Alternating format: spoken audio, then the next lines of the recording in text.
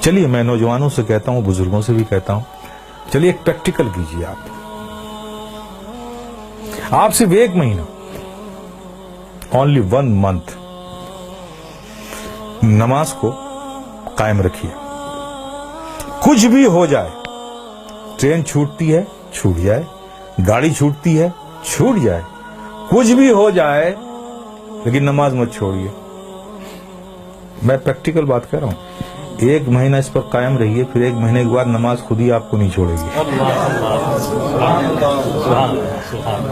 آپ کر کے تو دیکھو یار، کر کے تو دیکھو میرے پیارے، پھر دیکھو کیا لطف آتا ہے. آج تمہیں سایہ بھی ڈرا رہا ہے نا، سایہ سے بھی ڈر لگ رہا ہے نا.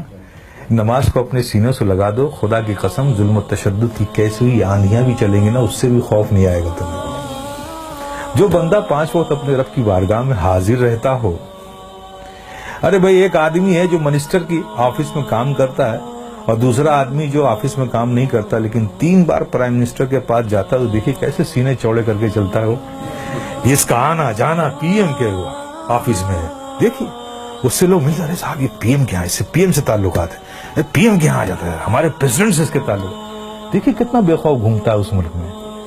اور تم، اللہ نے کتنا فضل فرمایا کہ 5 وقت تمہیں یہ سعادت نصیب کرتا ہے. میرے بندو، آؤ میری بارگاہ میں. جب تم کھڑے ہوتے ہو تو میں تمہیں دیکھتا ہوں، تمہاری عبادت. اور ایسی حالت میں کھڑے ہوتے ہو، ایسی حالت میں کھڑے ہوتے ہو چونکہ میں دیکھوں گا نا، تو میں جسے دیکھوں اس کی حالت بھی تو ویسی ہو.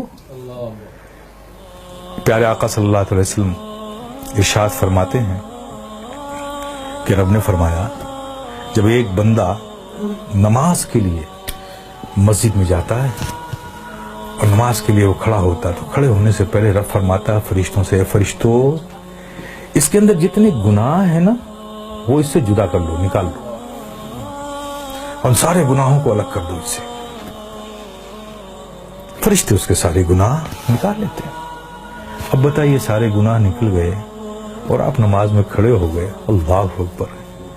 اور رب کی توجہ آپ پر، رب آپ کو دیکھ رہا ہے، آپ اس کی عبادت میں کھڑے، گناہوں سے خالی ہو گئے. آپ سوچئے اب نماز ادا کر رہے ہیں صدق دل سے، میاں انہماک کے ساتھ، رب کے ذکر میں، اس کی یادوں میں مستغرق ہو کے. آپ جو بھی دعا مانگو، گناہ الگ کر لیے گئے، عبادت میں ہو، رب کی بارگاہ میں ہو، دعا قبول نہ ہو. لیکن دیکھیے ہماری مادیت کا اثر دیکھیے کہ وہاں بھی ہمارا ذہن بھٹکتا رہتا ہے. آپ سمجھ رہے ہو نا. پھر اس کے بعد کیا ہوتا ہے، جب وہ بندہ نماز سے فارغ ہوتا ہے، کتنی بڑی نعمت ہے. آپ سوچو، نماز سے فارغ ہوتا ہے تو فرشتے پوچھتے ہیں، مولا وہ جو نماز سے پڑھنے سے پہلے اس کے گناہ الگ کیے تھے، وہ جو سب رکھے ہوئے ہیں الگ، اس سے یہ نماز سے فارغ ہو گیا، اب اس کا کیا کروں، اب اس کا کیا کروں. تو رب فرماتا ہے، جب تم نے الگ کر لیا ہے تو الگ ہی رہنے دو. آئے ہے، کتنی بڑی نعمت سے ہم محروم ہو رہے ہیں، خدا کی قسم ہے. اس لیے میرے عزیز، میرے پیارے، یہ بہت بڑی نعمت ہے، بہت بڑی نعمت.